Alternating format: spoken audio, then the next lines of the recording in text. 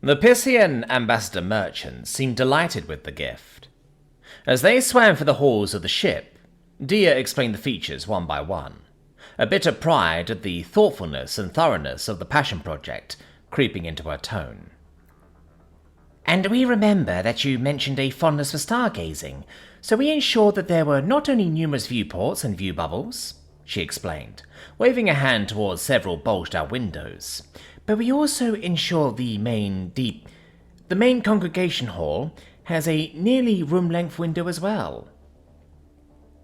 Dia had to catch herself. She had nearly called it a dining room and possibly upset the Piscians. They resembled Earth vertebrate fish, albeit with far more and far daintier fins than seen on most of Earth's underwater species. However, they were, for lack of a more polite term, filter feeders, consuming small flecks and bits of algae and detritus rather than smaller fish, as was the norm for countless Earth species. As the Piscians made several motions with their fins, even without her translator scanning and interpreting the gestures into her ear, she recognized them as signs of appreciation. Then came a more complex gesture, one she waited patiently for the translator to pick up and read back to her. "High crafted Dia," they said, causing her to blush slightly at the ridiculously formal designation, given that she was just a simple craftswoman and engineer. "We commend you and your kind for your diligence and your eye for perfection. Indeed, when you first proposed such a gift, we admit hesitance. Much of human spacecraft contain edges and angles that are not conducive to a comfortable and relaxed swim." They flowed their fins back and forth by way of demonstration. Dia beamed. That had indeed been a top priority for her group, and she had gone over the design with a meticulous eye, ensuring there were no sharp angles or crevices within any crew compartments. Certainly it required more effort than she typically put into StarCraft design, but she felt it was important to make the best first impression possible with these aliens. The United Worlds office that had assigned her the project emphasized that the Piscians were renowned for their craftsmanship and artistic inclinations. A strong relationship with them might be the opening humanity sorely needed to earn respect among the intergalactic high society. So far, everything seemed to be going well. Dia had just finished showing them one of the many particulate feeder systems and the touchless activation centers, when something that had been bothering her in the back of her mind clicked. She finished the presentation as quickly as she could without causing offense, thanking them warmly but with her thoughts elsewhere, as they waved signs of gratitude and safe migrations.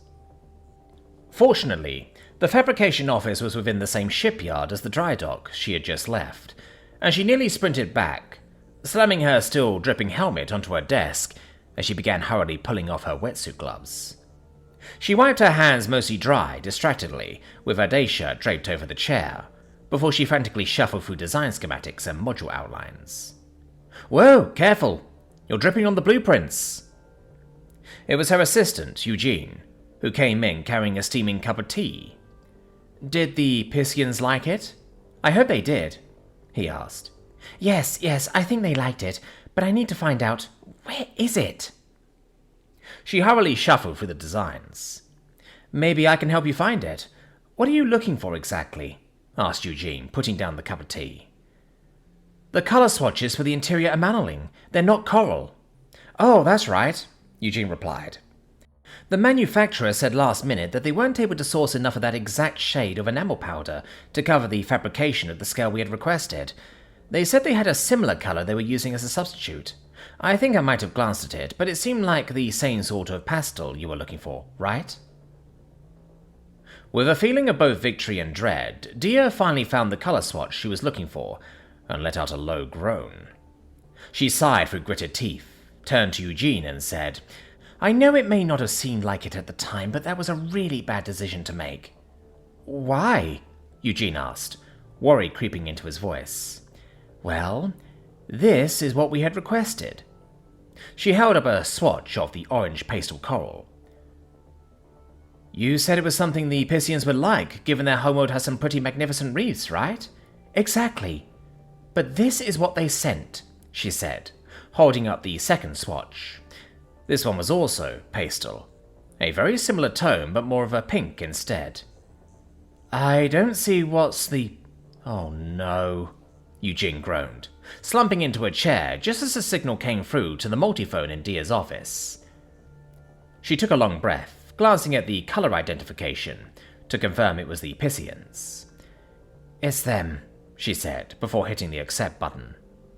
The voice that came through was robotic and stilled, the automatic translator's rendition of the swirling motion of the fish-like aliens. Hi, crafted Dia. We again express our gratitude for the gift, but we must also express some degree of confusion at a disconnect.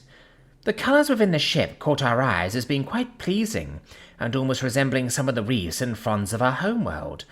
But when we tried accessing your human databases to query the name of this colour, it responded with the name of one of your species of fish, a creature that your other representatives have previously spoken of as seeming somewhat akin to our own, though far less developed. However, when we looked up examples of these creatures, the salmon, we found they display many brilliant hues of crimson, burgundy, green, silver, and blue. Yet we did not find any colours matching our ship. High Crafted Dia, why is the colour salmon pink?